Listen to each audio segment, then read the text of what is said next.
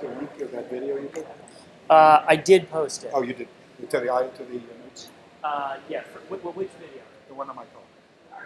I haven't posted that one Okay. yet. But It's you'll on send my it. You'll phone. send. I will send it to notes. Yeah. I don't have to send you notes. Perfect. They may disagree on that. I'll try to send a video. Yeah, exactly. All right. So I've hit record.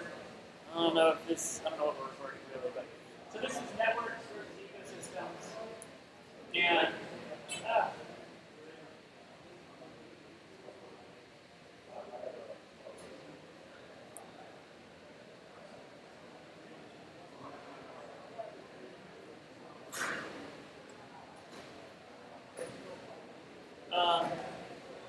so little background. My name is Matthew Schutte.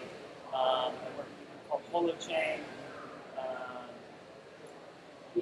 This is a project it's an open source project that we're launching out of something called the Meta Currency Project, which has been a 10-year, all volunteer search for building a better world of computing. Social organisms, basically, ways for humans to collaborate and coordinate. Some of that work, we did a white paper that's not finished, but it is on the Meta Currency website. I think it's ceptr.org, ceptr.org, about grammatic capacities. And we think we figured out this pattern that you see in nature that has to do with carrier, agent, signal, protocol. So cells in my body speak a protocol. The protocol, they all are involved with atoms, or they're all composed of atoms that speak a protocol that looks something like, hey, if something bumps into me, I'm going to move. And then there's a bunch of air molecules in this room that speak that same protocol, and you've got atoms in your ear, or eardrum, that speak that same protocol. That ends up being able to be a carrier. Matthew is able to bump some air molecules and send a fluctuation on that carrier. We call this sound wave, right? That hits your ear. So that fluctuation is a signal. And when it hits your ear, you receive that signal, and it results in some change on you. So this information results in a transformation in your state that you're then able to detect. As soon as we have the ability to express a signal and receive a signal on some carrier, we've got another protocol. Right? So we have the ability to use sound for communication. That protocol can serve as a new carrier. I was going to make a joke. Your sound is being drowned out. Overridden by somebody That's else's right. protocol. Unfortunately, yeah. And carriers each carrier has its own properties in terms of noise control. Right? Alan. Interesting. I tried to write down the four. Carriers. Agent. Signal, which is a fluctuation on that carrier, triggered by some agent. And protocol. Protocol being the next. I had it in the wrong. Okay. Which then can repeat, right? Now you've got a layer of, we can send sound. Okay, I can vary the kinds of sounds. I can go and all of those variations can result in, we can build languages out of them, et cetera, et cetera, et cetera. So from our perspective, when you look at the natural world, you see this pattern of carrier, agent, signal, protocol everywhere. And you look at atoms and molecules and how they interact, you see these patterns there. You look at biological systems, you see them. You look at social systems, you see them. So that's a little bit of background in sort of how I think about this stuff. With that in mind, I want to dive into networks versus ecosystems. So my perspective on a network is that a network is a bunch of, I mentioned this when I stood up to announce the session. A network has a bunch of agents, let's say, a bunch of different actors, participants, that are able to speak a shared protocol. They're able to send messages, to send signals on a particular carrier. So they have a common protocol that enables them to interact with one another. I'm differentiating that from ecosystems because at one level, what we're trying to do is basically extend Paul Barron's work on centralized, decentralized, and distributed. So if you've got centralized, right,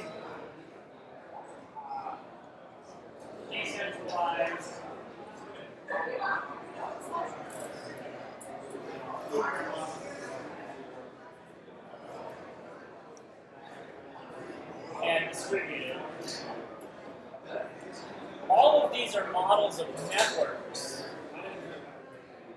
They're not models of ecosystems.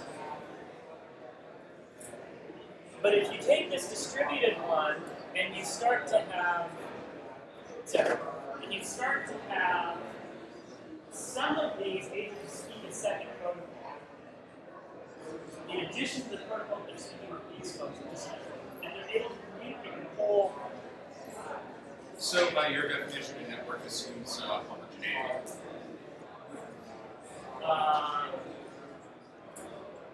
It assumes that there's a shared protocol amongst the members of that network. Okay, thank you.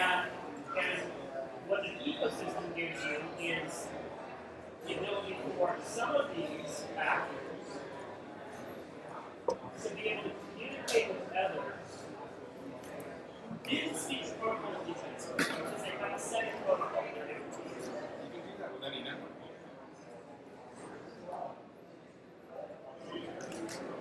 I'm trying to differentiate this. I'm trying to make visible that this model doesn't come with all of its complexity, and if you think about it this different way, there's some things that we can get Okay.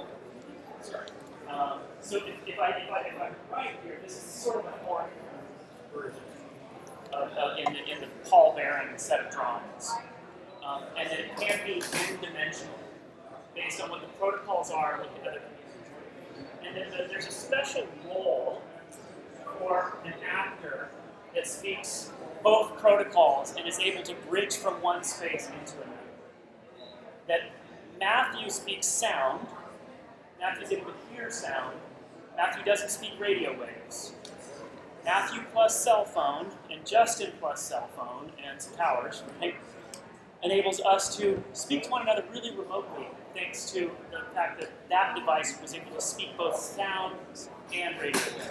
Key feature of this model Yeah. is that it has to be okay for two nodes not to be able to talk to each other directly. That's right. That's right. And And that's not assumed in networks. that's not assumed in networks.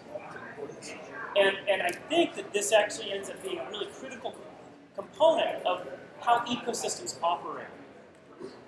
For a couple of reasons. One, if we have to be able to communicate with every other thing, then I have to have the capacity, I have to internally hold the capacity to interpret and send signals on all of those different protocols. And there's a lost opportunity to delegate with that structure. So this is, we built a system like this with nobody in control of the whole thing. And this was something we realized, that if you and I, if you spoke Chinese and I spoke French, we needed a translator. And we couldn't talk directly unless somebody would translate. And that's exactly what it is. And that's what you see in ecosystems, right? You have translators.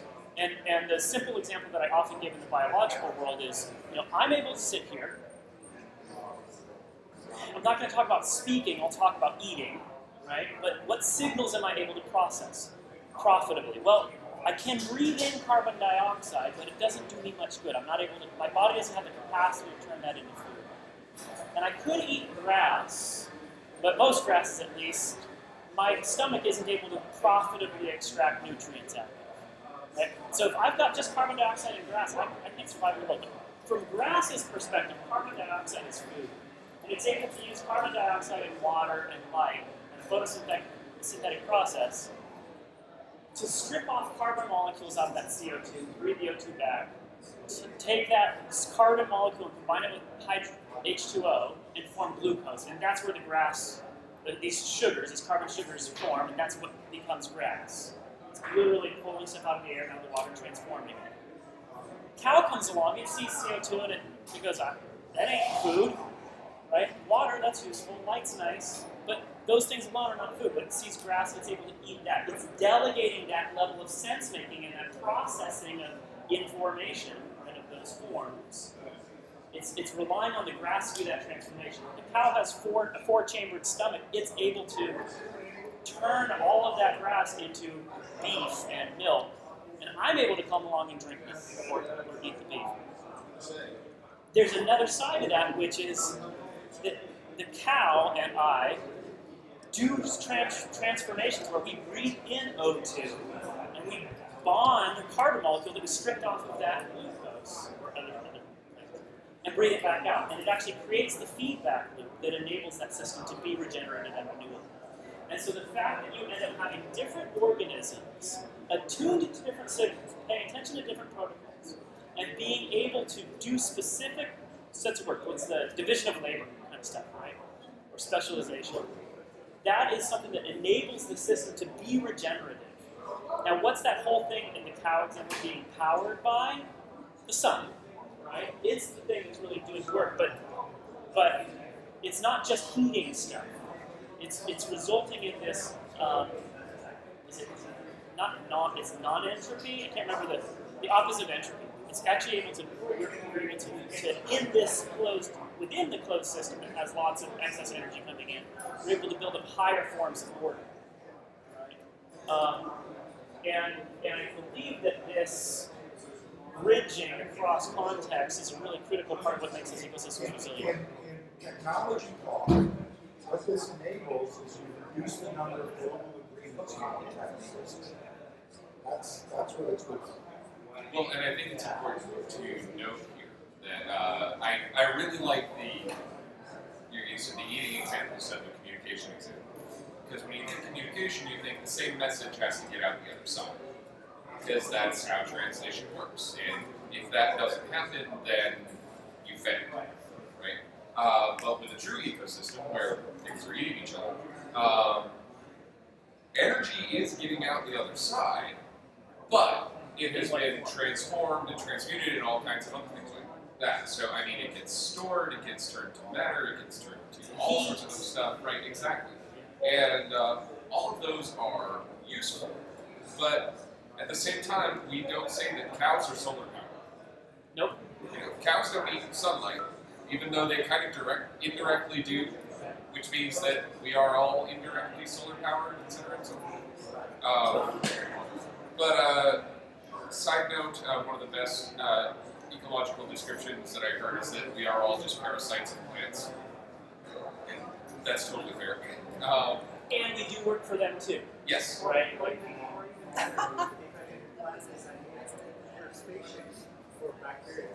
sure. Totally fair. We do transportation work for plants, but all these different organisms end up, the kinds of things that end up thriving tend to be really complex collaborations. Not because they were intended. And complementary and also manipulative. Yeah. I've seen the documentary, I was hoping to come up with the name of it by the end of the sentence. Michael Pollan did it. His name was The Secret Life of Plants. Let's see if I can look it up. But the key point here is the only way you can have a truly scalable system with nobody mandating everything or key parts of it is these translators. Right? You have to have them to dynamically scale the system. And you see the problems on the internet with centralized control. So this kind of brings up a question that I almost wanted to bring up in the last session I was in, which had to do with nature and identity. I had to run and start this, which is, does nature use standards? Yes.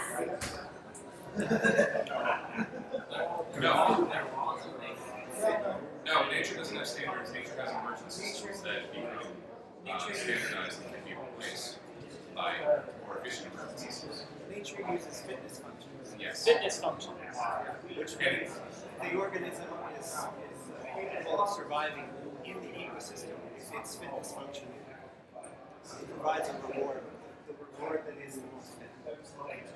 The documentary, by the way, is called The Botany of Design, and the thesis of this. It's awesome. Well, the thesis of this is how different plants have manipulated mankind. Corn, right? So apples is one of the big ones. Marijuana. Is one of the other ones he looks at. Witches and potatoes, broomsticks. potatoes and tulips. Those are the four. And these plants have manipulated mankind in order to propagate. Because like apples that we have today are nothing like wild apples. and they're, it's this weird little tree that grew in the Caucasus Mountains, and yet they're everywhere now. So yeah, I think that yes, and it's a good documentary, but also I think this thesis is key to this notion of an ecosystem, because that manipulation is really another way to look at this negotiation of contracts, or filling these fitness functions, or however else you want to look at it. It's non-static. Well, the other thing I'll say, and I don't know if this isn't exactly the same as the fitness function thing, but in order for us to communicate, we don't have to first come into perfect alignment about how we're going to communicate. Well, we do this on the networks today, where the first step in a new connection is protocol negotiation. So that's modeled well. Talk me through that, though. What's that So I had to design a system where I didn't know anything about you on the first thing. And so how am I even going to communicate a character? How do we decide what a character is? So I came up with this thing. The only thing we had to agree on was this 8 bits. And then you could respond to me, and I could respond to you. And eventually we could decide what a character is, what a number is, what a word is, what language we're speaking, and move on to set. But we do this all the time when we do the TLS connection. The first step is negotiating the TLS connection. So that's a very common. Well, Right, but first you have to decide you're using electricity to talk to each other. So I will say, let's come back to that carrier switching protocol, right? So we've got a carrier where we're able to send signals on. We've crossed that threshold. And then on top of that, it's okay. What's the language that we want Like to you use? need at the beginning of the world. Right? So we've agreed that TLS is something we both understand, but we might be talking. We agreed that we're using a little endian, a big endian instead of. So one of the things that when I started thinking about this stuff, my belief is the way we do computer protocols today is largely this standards. Hey, we did a spec, and you wrote your thing so it can comply with that spec, and I wrote my thing so I'm able to send something in a way that you can interpret it, and we're not going to experience failure. No, but this is not the way it actually works. Computer networking. Cool. It's not the Because way I don't think that's how it works either. That's right. Yeah. That's right. So we define a standard, but there's slippage, right? And so what we've done is we're 6 levels up from in the carriers, Yeah. so that we can make that negotiation easier. What I was doing, we were 4 levels up. Less common. So it depends on the amount of common information. That's right. Right? But if you don't have complete common information, you have to use this negotiation, which means you may fail to connect. That's right. And so in the real world, I'll use it as Alan, can you go grab the barbell? And you're like, what? It's barbell. It's barbell, man. It's barbell. We do this all the time here. Somebody will ask a question, the person answering the question misunderstood it, and somebody else will explain the question. And they become a We do translator. that all the time. That's right. But what starts happening there is not that we've created a standard. It's that our different mental models start to come into greater alignment. And they might not ever achieve perfect alignment. But so long as they get aligned enough that we're able to start coordinating and working together in some way where we're not experiencing pain, we go, yeah, that's good enough, we'll keep using that. The example I give is the wine expert explained to me what's so good about that wine. Sure. It's a good quandary. Yeah. Right? That's an example. Imperfect. Thoughts, questions, comments? This is also required to allow the ecosystem to evolve. Yes. If you have to create unbelievable standards, it will change so slowly that it will bypass our ecosystem. That's right. I was thinking that when you gave the example of the person, the cow, the plant, each one, I know this is an oversimplification, but it has an agenda. Well, survival is the agenda in that particular case. But it's the same with other natural entities. Judging from what Alan was saying, it sounds like there's already ecosystems in play. And Not enough, no. People always want to fall back on global standards. And it's a terrible technical debt that we suffer from because of all these attempts at making global standards. We have to get away from that. We have to allow it that I can talk correctly, not as not to find food. The benefits were much more evolvable. I can continue to expand as long as Matt knows what I need. Right? You don't have, not everybody else has to agree with it. It enabled experimentation. The example I give is, why should I, at a goat farmer in Afghanistan, have to agree on some internet program? So all pervasive is saying that it's adaptable, that it's flexible. To take in accepting members, all we need is somebody else. And it is one of the solutions of the environment. And it is one of the things that we have broken. Just as an example, taking a forest, clear cutting it, and planting a monocrop. And that's a net That's right. And you know, so it's not resistant to disease. part of what we're doing with the network, hey, we want everybody to be connected, right? We recognize there's a value in us all being this. Cell phones are not a bad thing, right? Like, it's great that we've got these little computers in our pocket, and that's really useful. And standardization helps drive adoption and get that carrier much more broadly available. And at the same time, we're applying the lessons of the industrial era that had to do with standardization and efficiency. But in nature, you see that there's a tension between efficiency and resilience. That you get that efficiency from curating and reducing diversity, and you only get the resilience and the adaptive capacity from generating diversity, being able to have multiple things. It's not survival of the fittest, it's survival of the most adaptable. No, not really. It's the survival of whoever gets laid the most. Really, it's the ability to procreate successfully back into the environment. That's what truly survives. So that's one part. There's a really good non-technologist. There's a really good non-technologist named Paul Kraffel, who wrote a book called Seeing Nature. And for us on Holochain and the Metacurrency Project, this is not gospel, but it's been a huge influence on how we look at the world and all of that. And he talks about survival of the fit. Not survival of the fittest, but survival of the fit. The thing that happens to sit in its context in a way that is regenerative. And he talks about there being two responses to entropy, to this heat, to this loss of order thing. One is, I'm going to eat other stuff, right? And so he calls it, or Arthur, one of our co-founders, Arthur Brock, calls it get mine. Okay? And everything needs to do some get mine. There's no way for organisms to persist if they're not able to bring in new nutrients. The other one, though, is grow hours, and that is that, yes, I'm eating, but I'm doing transformations that end up making the environment I'm occupying easier for the things that I rely upon for my survival. And the meta-organisms that end up surviving, or the organisms that end up surviving and thriving in an environment, tend to be the ones that do the most amount of grow hours, this transformation thing, for the least amount of gain. And if you just look at the stock exchange, you go, well, do I want to invest in a company that requires tons of capital and is going to produce very little benefit?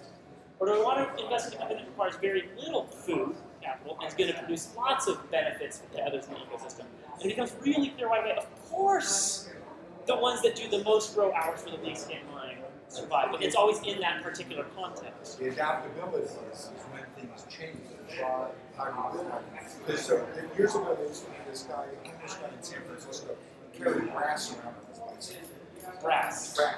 Every time scrap brass and put it on his bicycle. Right? What's that for? My answer was, well, when the world craters and the only thing, and brass becomes edible, he will be the new generation of humans. Right? That's. But you see that there are diversity that is less than optimal, less fit, but it's required for when the environment changes. That's right. Right? And a system and networks are very fragile against changing the environment. The ecosystems are barely flexible. And I want to make sure that this is not an intention thing, right? It's not that, hey, we got this because it's going to be useful. That's not it. It's that the only stuff that we have in the natural world today is stuff that happened to make it through tons of twists and turns. And so the organizing patterns have this diversity kind of baked in, this generation of diversity baked in, because that's what has enabled those organisms to make the twists and turns. Right. I think that we like to look at evolved systems and pretend that they were designed that way. I mean, they may have been designed that way, but there were other systems that were designed other ways that died. And so, Like, why are we on IP and not IPX or anything else? Because evolution.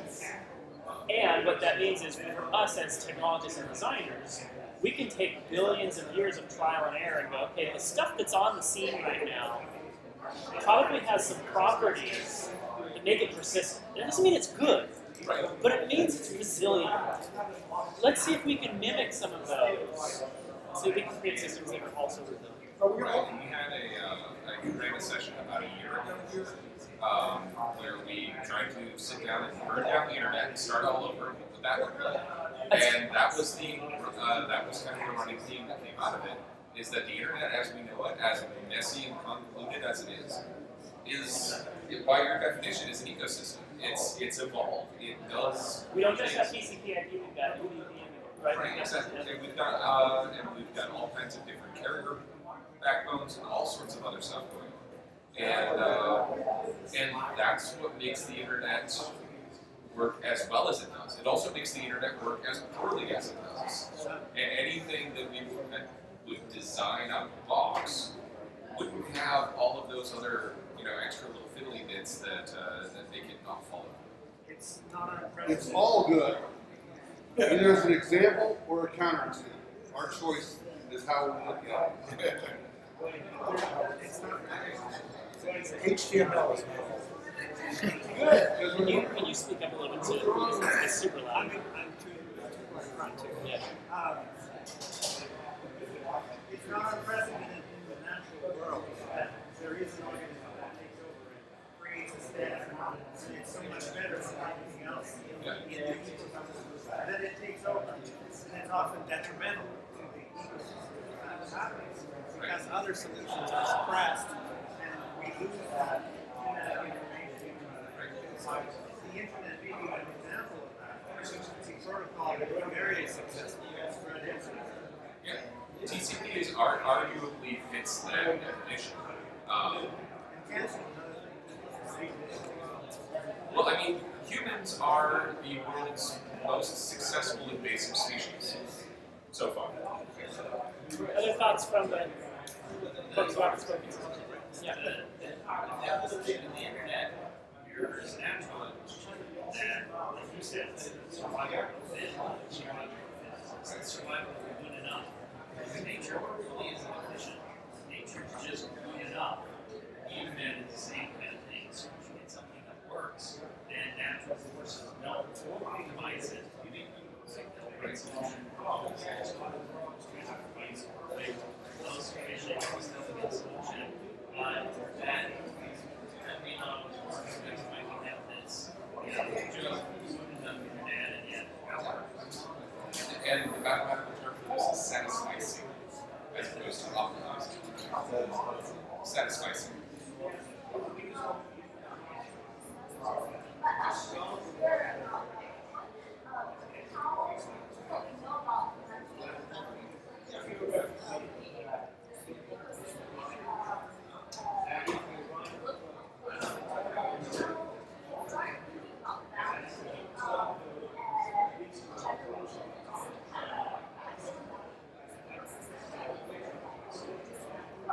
Cool. So I'll just repeat that. Can we apply this ecosystem stuff to money and value? And yeah. I want to kind of tie that to the good enough thing. At one level, money is a pretty dominant signal in our social systems.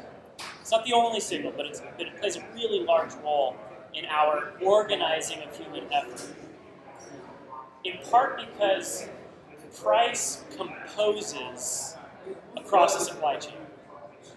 The price of copper goes up, the price of tools that use copper go up, the price of this service that uses those tools goes up. And at the end of the line, I'm looking at this thing and I go, wow, this one's cheaper, this one's expensive. Price communicated really well. I don't know why this one's cheaper. Is it cheap because they invented some more efficient process? Is it cheap because they're using slave labor? Is it cheap because they're not treating their pollution? I don't know. But it's the dominant signal. Because of that imbalance in information communication. And it's capturing a bunch of other stuff, but it's not capturing everything. And it's a standard, sort of one-size-fits-all signal that does not capture other values. So are you saying the monetary signal obscures interesting information? It's not that it obscures it. It's that it gets communicated really clearly across a really complex system, and other information gets lost along the way. And so at the point of decision making, which is what then leads to a feedback loop, at the point of decision making, individuals are able to see some information, but they're blind to a lot of other stuff. And so long ago we realized that markets, completely unchecked, lead to a race to the bottom. And we invented things like minimum wage laws, worker health and safety, and pollution controls, because we recognized that, oh, this process isn't self-checking. Even though people want, decent workers, they want an environment that's not polluted, the price mechanism itself doesn't solve that. Well, because the price mechanism solves the price mechanism. That's right. And It doesn't we solve care- all the other information. Exactly, and we care for more than that, even though, like you were saying, that is the primary signal. That's the primary signal, but it doesn't cover all the things that we're concerned with. And I don't think the answer is, okay, then we need to all agree about how to measure carbon dioxide. And we all need to all agree on how to measure pollution. That standards approach is not going to work. I don't have the same priority level for how important a burrito is from 1 hour to the next, right? If I haven't eaten in 2 days and I've got 20 bucks in my pocket, give me a burrito. Okay? If I just ate 2 burritos and you put another burrito in front of me, I'm going to fuck off. So my prioritization shifts from moment to moment, let alone across individuals. At some level, there's this, we're not going to get to a single communication thing for signaling value that is shared by everyone. But what we can get to is processes that are where there's how to frame this. There's one that ties back to good enough. But what I really wanted to say with good enough is that good enough for cheap enough kicks the crap out of perfect but expensive any given week. And But to Deanna's point, I think that economic push provides a motivation for finding the translations yes. that you want in your ecosystems, and they grease the wheels in a way that wouldn't happen without it. It can. So and it's a mechanism. So I'll leave the good enough for cheap enough stuff for a second and try to state it. I'm trying to make a decision about whether I'm going to interact with this individual. Am I going to do an hour's worth of work? Today, oftentimes, we think of that as, he's going to pay me. Or somebody else is going to pay me. That's why I'm going to help him. But we have other models for that as well, and he's family. He's a member of the community. He's been helping out some other folks, and I'm going to help too. And there's lots of folks going and volunteering up in Napa and Santa Rosa right now, not because they're getting paid, but they're looking to contribute. And we have other mechanisms for helping us make decisions about where to place our effort. It's one of many reward mechanisms, and some of the reward mechanisms are purely intrinsic. Yes. Yep.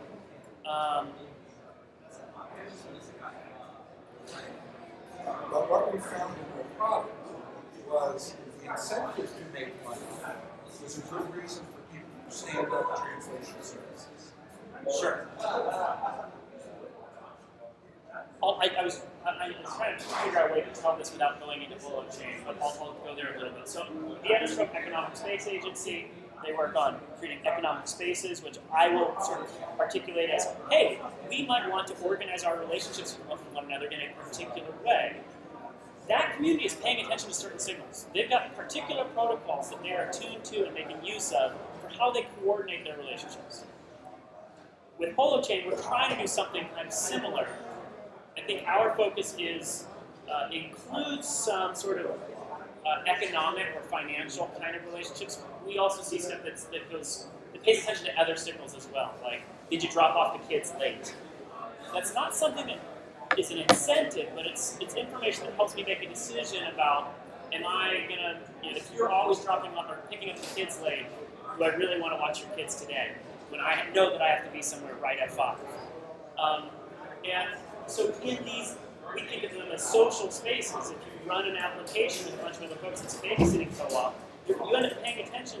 The members of that community may share a protocol, right? And so they're paying attention to particular signals. And the members of a different community can pay attention to different signals that help them do sense making. So they're sensing, they are deciding, they're interpreting, they're deciding, they're prioritizing, and they're acting.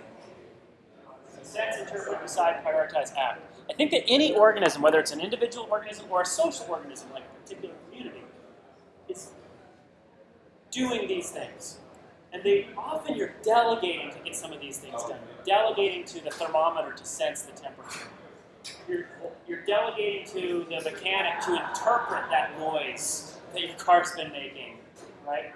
And that across a meta-organism, some social organism, a group of folks, the way that you structure, the signals that you end up paying attention to start influencing what you're capable of doing in terms of this navigation of the environment and allocation of effort, resources, etc. And it's often doing that in a way where each of those individuals is going, yep, this is working for me, I'll keep making use of it. It's good enough for me to continue playing this game. And it's working for me, and because it's working for me and it's working for these other folks, it, as a game, persists. And if it starts to fail, either because it was poorly designed in the first place or the environment around it has changed, it's no longer, if somebody came up with some new fraud, we need to be able to change the rules and go, ooh, we need to pay attention to a different signal. Let's alter this a bit. And Or we change some rules to protect the signal that we'd like to pay Or attention give up my set of rules and just adopt somebody else's and seems to be more successful. that's right. And so we think that's basically the goal here is how do you enable that adaptive capacity? And that's the informal experiment. Okay. And then the other piece there is, so what should be this node that bridges those? And there's a bunch of them, right? This is not just a single thing. I'm relying on the mechanic to take in that noise, do some interpretation, and tell me, you're going to have to just get rid of the car. This is not worth fixing, right? And so I may delegate that sense making to somebody else.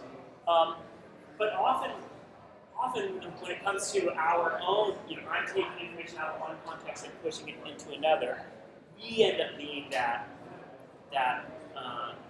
multi-protocol organism. Any participant can be the translator for any subset of the communication. That's right. And it's up to the other folks to go, am I willing to rely on that? Like, Jim comes up and he goes, oh, I've heard that before, but he's got a whiskey in his hand and I know that he's always full of it, and he's trying to tell me about what to do with my car. He's able to give that information to me. That doesn't mean I need to take it, Yeah. Does that kind of dive into the space where you were wanting to go, Deanna?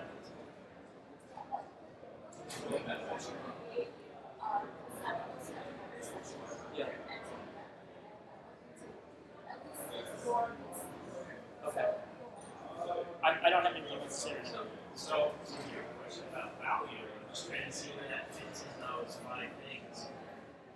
Well, that's In deciding to prioritize, obviously, that's where you care about value, that's going to help you make decisions and then prioritize your action. For maybe your cousin play exactly. Whoa, no, I'm not saying not values and dollars. I'm not saying values. right? Well, but I would also say that it does fit in the act stage of this particular framework as well, because this translation comes at a cost. When is it time to put on something? My mom is told me. Right? This is somebody that is doing this, and you was navigating different parts of the steps. Right. And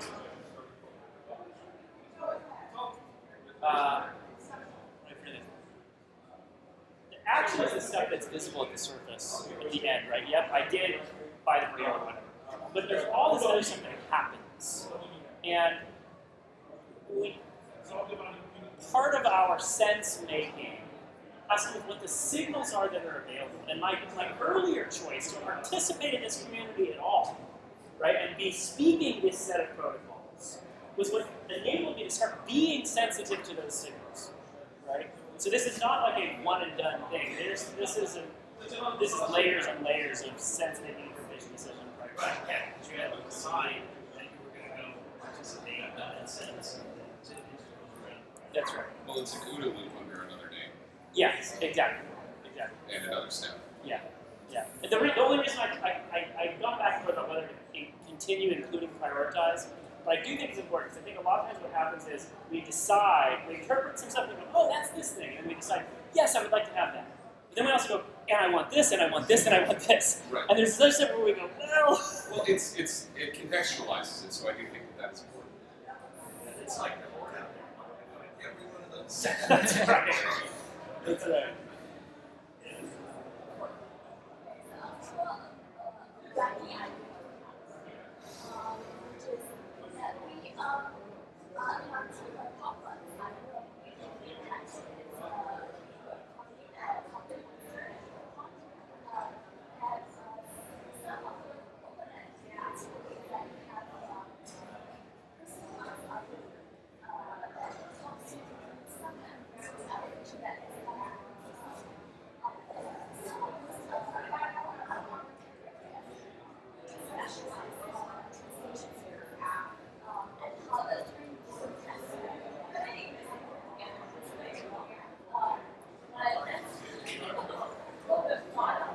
And so in my mental model, that would be, you're delegating to this, I'll say AI, thing. You're delegating some of your sense making, some of your interpretation, etc., to that. And you may even delegate some action taking. It's able to buy and sell. We do this today, right? So, put in a bid order for me at this price. And I don't have to be there waiting for the thing to cross and then hit the button, right? So I saw an interesting case on this with development tools recently. My team switched to a new continuous integration and deployment system, and it had an option in the code review phase for pull requests that I could review the code and then tell it to automatically merge after all of the integration system passes successfully. So I could get the result, and I could read through the code and say, like, as a human, this makes sense, this is that, this is fine, I'm okay with it. And then instead of waiting for the back-end system to go do its thing, which can take a long time to do all the quality checks, do all the deployments, do all of the integration tests and all of that other stuff, I can say, whenever the computer is also happy, I can do that. Yep. And so, yeah, we are starting to see systems that are, the human decision is really just one input among many. So at the last few minutes, I want to come back to this, the importance of the ecosystem and getting people out of the mindset of needing global agreements, and how important that is for our ability to build systems that will work better long term than what we have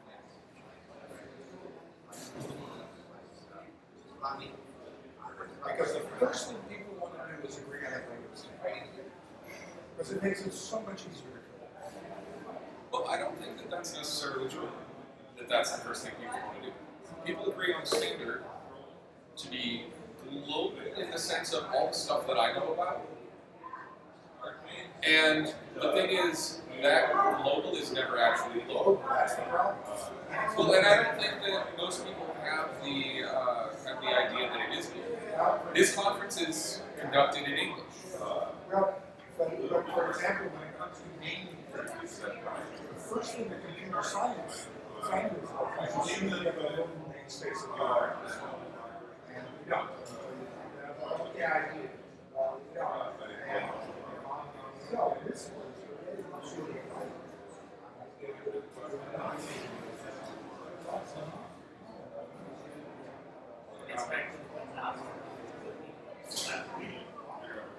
But if it's local enough, then you don't have to go.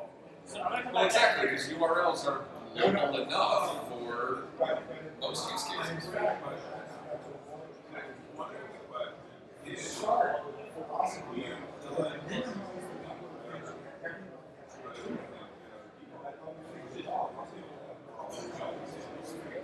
And so I'm biased on this because that's sort of part of our starting thesis, is that nature doesn't first agree on this stuff. You do have carriers that are common that enable lots of other stuff to ride on the top. in substance. Yeah, that's right. Substance. That's right. That's But organisms really do differentiate in terms of the kind of signals that they pay attention to. And they don't talk to one another. The sea monster doesn't talk to the. we also have to be very careful.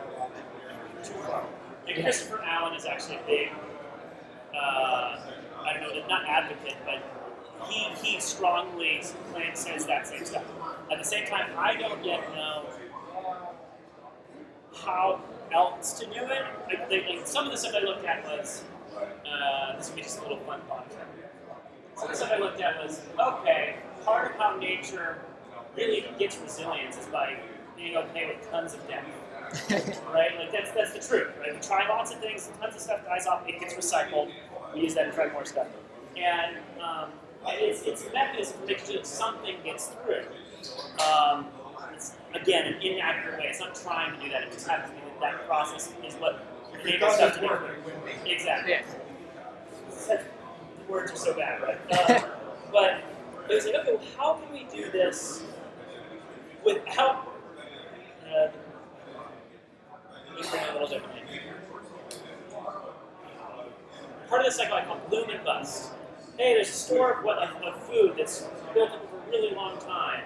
Nothing's been able to eat it. Something comes along and there's a mutation. Oh my God, potassium, that's food. And the bacteria splits and eats and splits and eats. And it just grows, right? And it explodes. And at some point, that whole food source goes away and there's only the new little trickle that was showing up this year. And there's a massive die-off somewhere near the end there, when it's like, it's been party all the time, and then all of a sudden, boom. But what the benefit of that was, now we had so much diversity of that genetic population that there was some things likely to get through, maybe some that don't even need potassium, right? And we've got some new innovations. Humans are doing that right now with the world, right? We're basically strip mining the world and collapsing really intricate ecosystems that our survival is dependent upon, but we're not as sensitive to and attuned to all the things that those things need to stay in the balances that they've got. And part of the question is, okay, well, if we do find a way to sort of limit our population growth, do we lose that resilience thing that would come with the explosion if we somehow bring ourselves back and check? And there was, well, how do you augment this? Well, you can do the computer just in time, problem solving. This depends on what's your utility function. You want to survive into the future, you want to keep things the same for as long. That's a different question. Yeah. That's what I'm saying about taking the biological analogy too far. Yeah. And I think just one key thing, though, as far as for an ecosystem, like nature survives off of the rules of physics. Like that's the entire thing that's the common language that everything speaks. Yeah. So I think what's really needed is what's the physics, so to speak, of these information ecosystems that we need that is a basis that we can all have relative ease of translation, that you're not having to reinvent a whole lot of things each time to talk to each other. You're just trying to ease that friction between I don't know if you were different here for the networks. start of the talk. I mean, Not mentally entirely, but it's okay. Okay. Were you here for the carriers, agents, signals, protocols yeah. stuff? Okay. Yeah, because part of that is Yes. yes, there is some shared stuff, but it's not necessarily shared by everybody. And by the way, you added standards to this thing. Standards are fine as long as we don't get everybody to agree to every standard.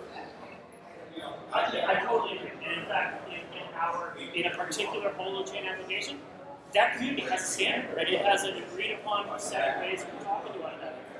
It's just that that's not a global standard. Yeah. Cool. Yay. Enjoy your lunch. Thank you. I'm scared. I'm beginning to listen to you talk. So here's this example Yeah. that came up. So when you define an ontology, Yeah. everybody tries to define it globally. Yeah. Right? One ontology, we're all going to use a set of keys. Sure. Right? But you haven't captured anything, so you add an exception mechanism. Okay. Right? And 2 years later, everybody's using the exception mechanism, and you have no ontology. Got it. Yeah. So we tried to set up the align the incentives so that you would use the existing ontology as much as you could and only extend it. So we had this Trying to get some convergence. So we had this discovery mechanism. We called it a vocabulary because it was name value pairs. We had a very small 10-word starting set. And then anybody could advertise in those 10 words their own vocabulary. And anybody could advertise in that vocabulary their own vocabulary, and you'd extend. But the only way your vocabulary down here would get found is if it was registered in the existing vocabularies. And then it covered a lot of stuff. So think of a shoe vocabulary. There's a shoe industry, they have a standard vocabulary. Sure. Right? I have a new kind of tennis shoe that has a tread that I can't explain in that vocabulary. Yeah. So I create a new one, but I advertise that vocabulary in the standard one under the standard tennis shoe terminology. Sure. And then I just have this little extension that is the stuff I couldn't explain. Yeah. This was in existence for about 3 years, Okay. and we saw that happen. Okay. Right? We didn't lose our ontology. Sure. And it was because we didn't try to define a global standard, but we aligned the incentives. You enabled the community to be extending And attach those in the place where they thought they might be most relevant. And the vocabulary, we didn't see this happen, but the vocabularies that didn't get adopted would either be used by a specialized community or fade away. Yeah. Just stop being used. Right. And the ones that became popular would be more widely used and more things would be advertised in them. But we didn't have to define that up front. That's right. So that was our informal experiment. It's very much what you're saying. So you have to experimental Experimental proof. Yeah. Well, not Very, proof. very interesting. But was there any I guess it's always on a tree structure. You wouldn't ever have to update a new definition for that word because it's always defined by its root. That's right. So you don't really have to worry about updating and we weren't essentially revocation. We weren't in existence long enough for that to become a problem. Yeah. But certainly an industry standard could change its vocabulary, and I might have to change my advertising in that vocabulary. So what? Yeah. It's not everybody in the whole world has to do it. Has to agree. The goat farmer in Afghanistan and the shoe manufacturer in Milan. Yeah, that's one interesting thing too that I find. Like the more you drill into any subject, it's a specialized vocabulary that to even be able to speak, in any density of information, that you have to learn all these new symbols and vocabulary just to be able to communicate. Right. But our point was you could find that incrementally without having anybody define a global vocabulary. Yeah, and it'd be really useful for someone trying to learn something new about. Oh, I want to get into shoes. That's Like, what's the vocabulary? Because today with search, like if you don't know the keywords, that's the whole thing. If you can ask the right questions, you can find the answers. Yeah. And that's the amazing thing that Right. I think people don't realize. You really gotta. There is some Google But the Ninja. secret was when I did a search for shoes, I would find shoes and I would find other vocabularies. Yeah. That was the secret sauce that made it work. Yeah, super interesting. yeah. Thank you, gentlemen. Very good session.